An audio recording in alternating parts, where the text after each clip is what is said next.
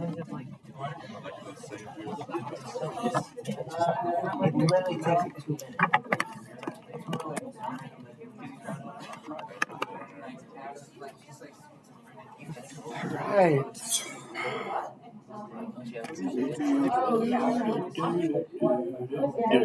All right. So we left off with the Korean War. What we're dealing with today are hot zones in the Cold War, or hot spots in the Cold War, and the collapse of the Soviet Union. A lot of this will be interwoven into contemporary America. So in June of 1950, 90,000 North Korean communists invade the democratic South Korea, UN partner and ally of the United States. South Korea, democratic, supported by Western democracies, notably the US, and the North Koreans, supported by the Soviets and China.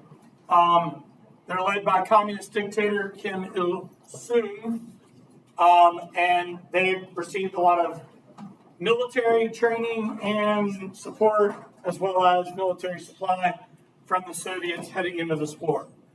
American General Douglas MacArthur, who had been commander of the U.S.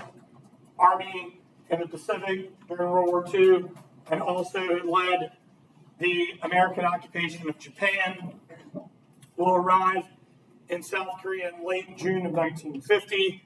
He is going to ultimately take command as the not only American commander in this war, but also the joint United Nations forces. Truman, our first Cold War president, is going to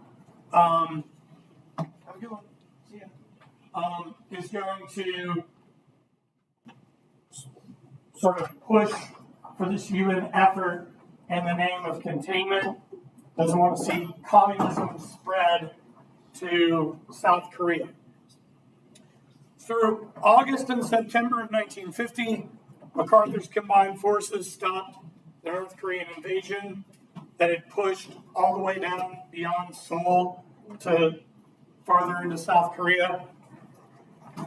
There's a turning point battle that will occur in September of 1950, the Battle of Incheon, which is the amphibious assault of joint UN forces, also known as Operation Chromite, to sever North Korean supply lines, break communication, and retake control of Seoul.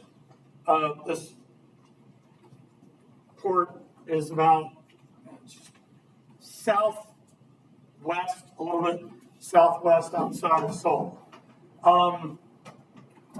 South Korea will encourage MacArthur and UN forces to push back up to the 38-degree parallel, which is where the war began. That is the demilitarized zone, the DMZ, that separated North Korea and South Korea, which it still does today. American involvement in the Korean War reflected our commitment to the Truman Doctrine, the containment of communism.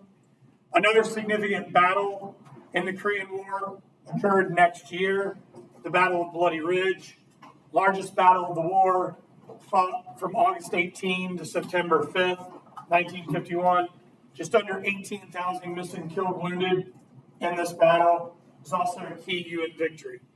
The death toll in this war, pretty nuts. Oh no. Bummer. It's okay. Second time? It was almost like lunch on Sunday, right?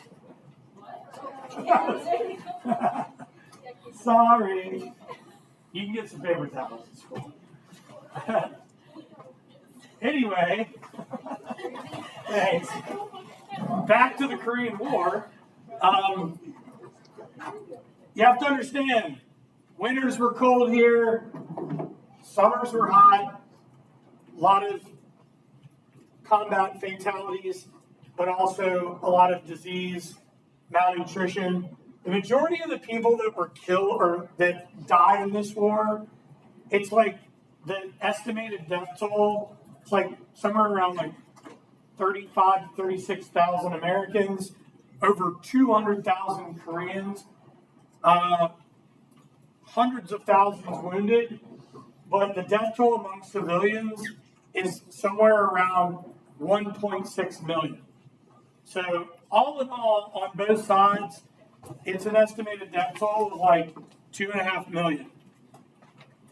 MacArthur wants to press on to China, and he also wants to drop what? What type of bombs? Atomic. And Truman's like, we're not doing this. And also behind the scenes, MacArthur was trying to like jockey a deal with and broker a deal with Congress. So Truman removed him from command, replacing him with General Matthew Ridgway.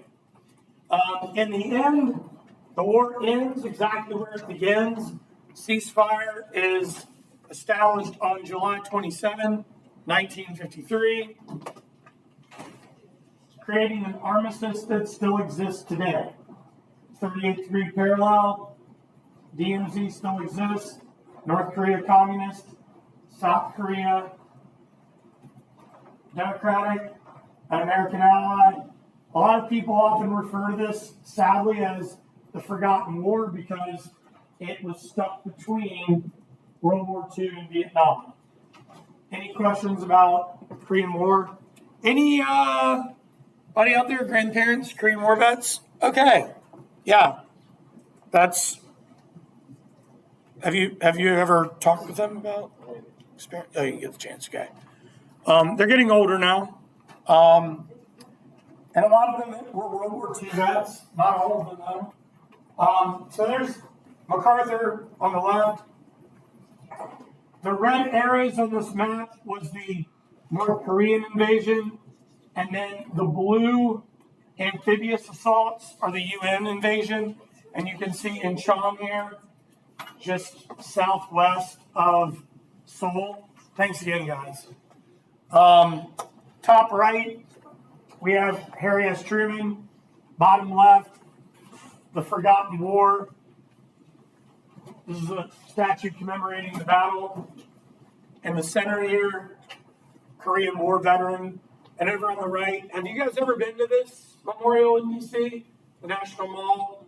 That's the section of the Korean War memorial. Yeah. That's Vietnam. Yeah.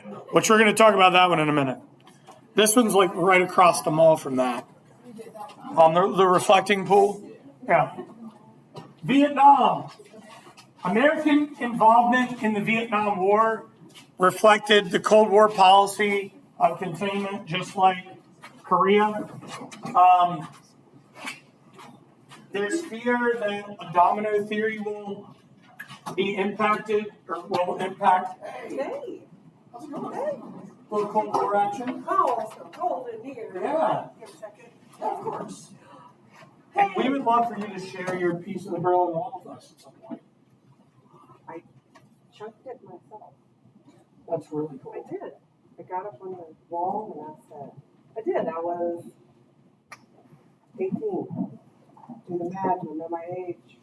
That's Maybe, amazing. perhaps. You're there in 89 or 90? 89. 89? So cool. Very close. In my office. Yeah. In my office. I should have played with some scorpion ones of change. Like, seriously. Yeah. You know what the scorpions are? Oh. Google them. All right. I'll be back in a second. Hey, do you?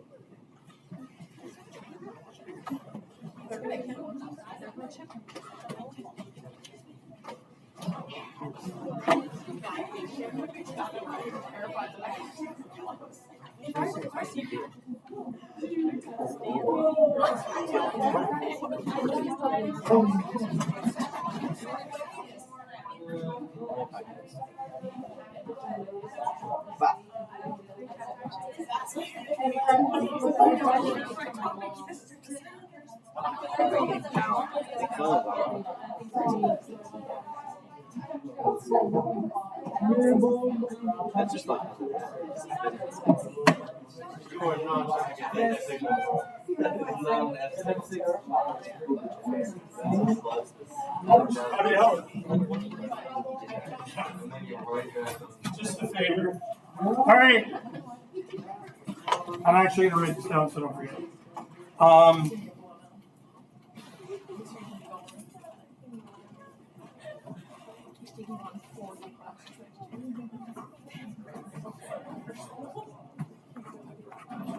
Okay, cool. All right. So, Vietnam. So, containment of communism here, same deal as Korea.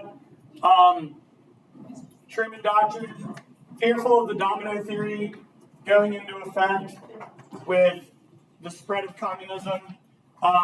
Remember, after Versailles, a young Ho Chi Minh wanted to appeal to the world leaders for independence in Vietnam, but he was ignored, right?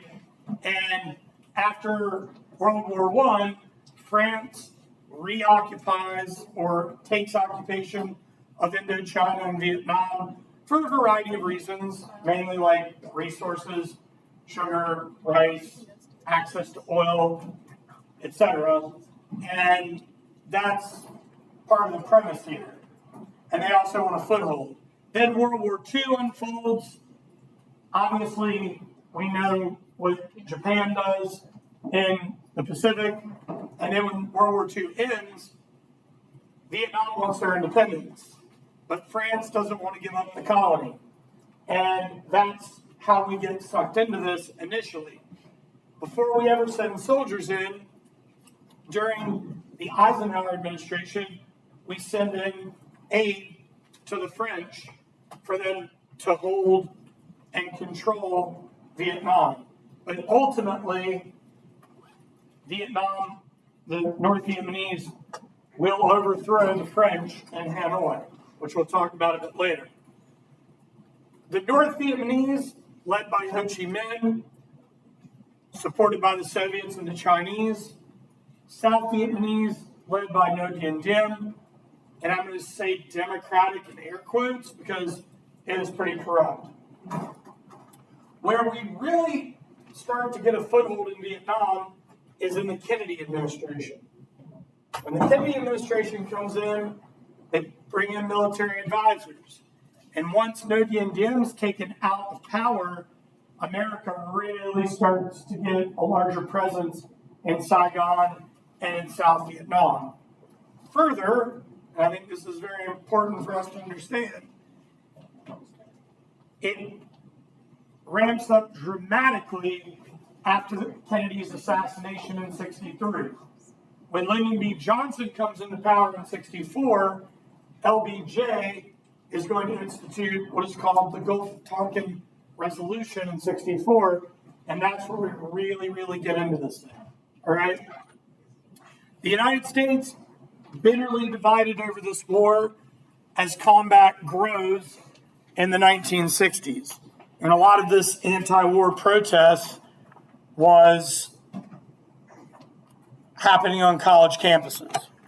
So on the left, Ho Chi Minh, Ngo Dinh Diem, JFK, and over on the end there is LBJ, Lyndon B. Johnson. Questions about the start of Vietnam? Alrighty. Important events and places in the Vietnam War. Hanoi, former capital of French Indochina.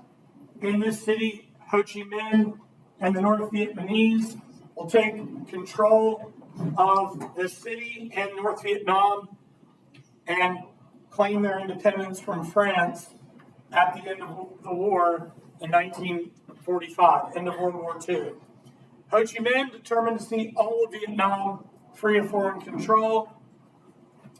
He will form a guerrilla army called the Viet Minh, later known as the Viet Cong or the VC, to fight for independence. And he will adopt communism. Dien Bien Phu was where the French were defeated in 1954 by Ho Chi Minh's forces. Saigon, this is the anti-communist, semi-independent government. established by the French as an alternative to Ho Chi Minh's communist government. This is ultimately going to be the rise of Ngo Dinh Diem. The demilitarized zone here in Korea was on the 38th degree parallel. In Vietnam, it sat on the 17th degree parallel, the divided north and south. Saigon became the capital of South Vietnam, Hanoi, capital of North Vietnam. The U.S. government supported the government based out of Saigon. The Ho Chi Minh Trail, this is an intricate supply system for the Viet Cong. It was carved out along the border, the western border of Vietnam, along the eastern border of both Laos and Cambodia. Important events and places in the Vietnam War. Lieutenant General William Westmoreland, World War II vet, Korean War vet, West Point graduate, is going to be the commander of all U.S. forces in Vietnam. He takes that command in 1964. The Gulf of Tonkin, this is where a naval skirmish occurred. The Gulf of Tonkin is going to be the site that really pulls us in, because Lyndon B. Johnson in 1964, after the Gulf of Tonkin incident in August, will institute what is called the Gulf of Tonkin Resolution. This is where he basically said, and it's kind of like silly quip, he said, the Gulf of Tonkin Resolution is like grandma's nightshirt, covers everything. And what that means is soldiers on the ground, bombardment by air, which is going to lead to what is called Operation Rolling Thunder. A lot of helicopters involved in this war. And as I said before, ground forces. But if they're down on the 17th degree parallel, what's the weather like? It is hot. They're fighting in the jungle. It's hot, swampy, and what we're going to also see is that LBJ and the U.S. will institute the draft to ramp up the American troop presence as America gets more involved in this war. Everett Alvarez, he's our first American POW captured in Vietnam. He's held for more than 8 years. 766 Americans were held as POWs in the war. And one very famous POW is from Virginia, Paul Galante. Paul and Phyllis Galante, his wife, she was a big-time crusader for POWs to be brought back to America during the war. And the entire education center at the Virginia War Memorial is named in their honor. Amazing couple. Awesome. Bien Hao and Da Nang, important American military bases, bless you, that were attacked by the Viet Cong in 1964. The Battle of Khe Sanh, January of 68, costly American battle in an attempt to cut the supply route along the Ho Chi Minh Trail. By this time, that's when the Operation Rolling Thunder really starts to ramp up between 65 and 68. The Tet Offensive, this is one that's very interesting because the Tet Offensive was a large-scale offensive assault launched by the Vietnamese, the North Vietnamese, on January 31st, 1968. Numerous U.S. bases of operation were attacked. Now, interestingly enough, many of those battles were American victories. But has anyone ever heard of a guy named Walter Cronkite? Or ever heard of him before? He's a very famous anchor, news anchor. He's reporting from Saigon and basically says, America's losing the war in Vietnam. Well, the people on the ground don't feel that way, but the people at home do. So this is going to really increase the division because a lot of these veterans that had no choice to fight in this war, when they return home, they're not going to get the welcome that the World War II vets got.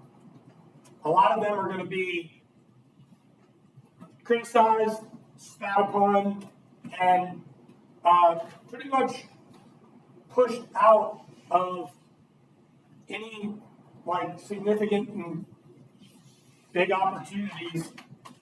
And also, a lot of them are suffering from PTSD, and a lot of them totally lost their youth as a result of this war. And really, it's not until you're in my lifetime that we start actually commemorating and acknowledging what they went through, and also acknowledging that for a lot of them, they had absolutely no choice. So, My Lai, March 16, 1968, site of the massacre of an estimated 300 Vietnamese civilians. What makes this war very different from World War II or even Korea? World War II was heavily censored, and the majority of your information from World War II was gained via radio or film. Korea, little bit, still radio, little bit of TV, but what makes Vietnam different? The war is in everyone's living room. Because by Vietnam, everyone can afford a television, and all the major news outlets are covering it day in and day out. LBJ in 1968 will announce that he will not seek re-election, due in part to the mess was Vietnam. There was peace negotiations that were attempted in November of 68 and again in 1971, but to no avail. The war drags on. All right. So, this is North Vietnam.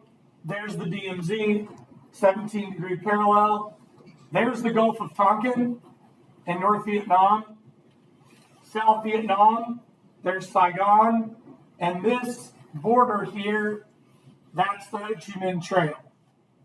A lot of helicopters used in this war. This is what is called a dust-off, either to drop soldiers off or to pick up wounded soldiers. And a lot of college protests occur, or a lot of Vietnam protests occur on college campuses. Questions up to this point? All right. One of the big, most recognizable protests against the war occurred at Kent State, May of 1970, and it led to the death of 4 students at the hands of the Ohio National Guard. Any Neil Young fans out there? Song 4 Dead in Ohio. 4 Dead in Ohio. All right. That protest song is related to that event. There was also a similar event that occurred in Mississippi at Jackson State where 2 students were killed.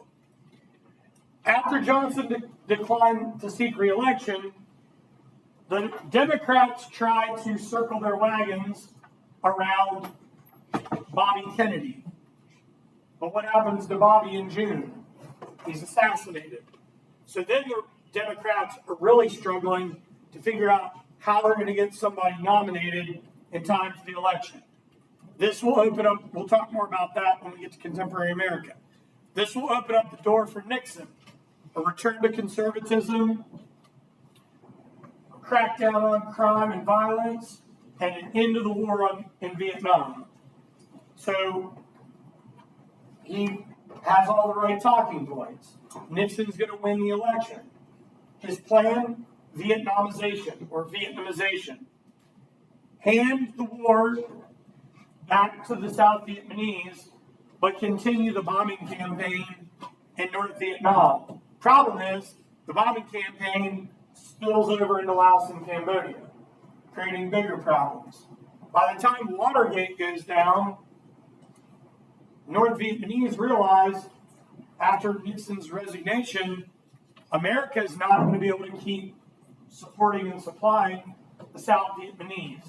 So after Ford comes into office after Nixon's resignation, the North Vietnamese are going to invade South Vietnam. Saigon will fall. And what you can see here in this picture on the right, that's the evacuation of the American embassy at Saigon in 1975.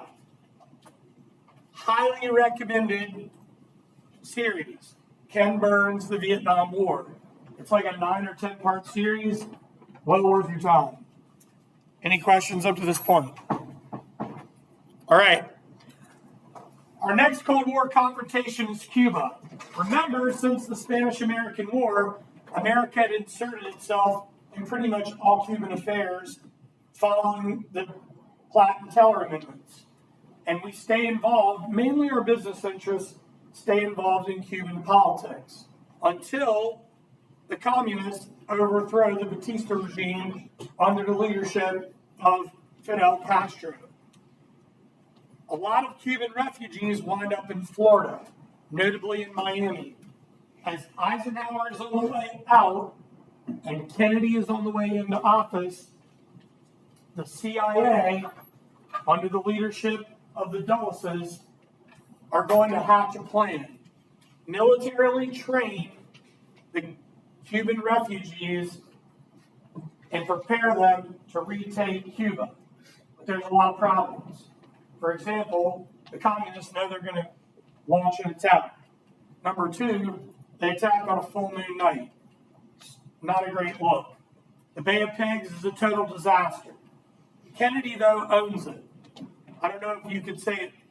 I wouldn't say it dramatically increased his approval rating, but it helped that he owned it. He famously said, "Victory has 100 fathers. Defeat is an orphan." But he takes responsibility, and that goes a long way. Issues with Cuba are not over. Kennedy will place an embargo on Cuba that didn't end until 2014. Yeah. Oh, yeah. He got plenty of those before the embargo went down. That's a really good point. Boxes and boxes of them. All right? Well, technically the embargo, the process of the embargoes, it started in 2008. That's when they started to lift the embargo between the U.S. and Cuba. And then it came to full fruition in 2014. So, things ramp up. October of 1962, word reaches the White House via the Pentagon that a U-2 spy plane had taken images of missile silos in Cuba. And they received word that the Soviets are planning to move intercontinental ballistic missiles to Cuba that could reach every continental U.S. city, major city, with the exception of Seattle. For 13 days, from October 16th to October 29th, the country and the world is on the brink of nuclear war. You should ask your grandparents about it. Seriously. I'm sure they'll give you some pretty interesting feedback. Fortunately, cooler heads prevailed. Nikita Khrushchev, Soviet premier, backs off. The missiles are removed with the promise that we'll remove missiles from Turkey. Nuclear war averted. We'll talk more about Kennedy's assassination when we get into contemporary America. Okay, on the top left, we have Castro. Top center, the Bay of Pigs invasion. Top right, those are the imaging from the U-2 spy plane. And bottom center, we have John F. Kennedy and Bobby, his brother, who served as his attorney general. would later run as the Democratic candidate for president, only to be assassinated in 1968. Another conversation we'll have when we get to contemporary America. American sacrifice during the Cold War. In Kennedy's inaugural address, he pledged that the United States would pay any price, bear any burden, meet any hardship, support any friend, oppose any foe, in order to assure the survival and the success of liberty. In that same inaugural address, Kennedy will say, "Ask not what your country can do for you, ask what you can do for your country," making it a very famous inaugural address. Kennedy was a civil servant, had served in the Navy in World War II, had been involved in politics in Massachusetts, and here he is, President of the United States. Millions of Americans served during the Cold War in a variety of conflicts, notably Korea and Vietnam, and many were killed or wounded. As a result of their service, the United States and American ideals of democracy and freedom ultimately prevailed. Kennedy, as we know, assassinated in Dallas, Texas.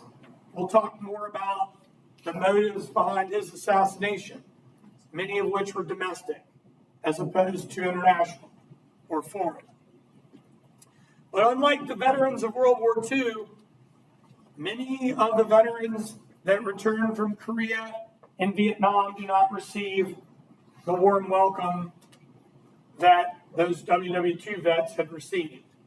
And it's not until recently that Americans have started to truly recognize and commemorate their service.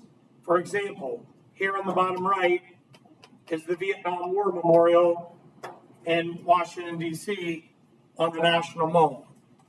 Top right, Kennedy's inauguration, and in the center there, that picture was taken just moments before his assassination in the parade in Dallas, Texas. Collapse of the Soviet Union. A lot of this will also be interwoven in with contemporary America. Causes for the collapse: increasing Soviet military expenses to compete with the United States, notably the Soviet military arms race and the space race, which, what did they launch to start the space race? What satellite? You guys got it out there, I know you do.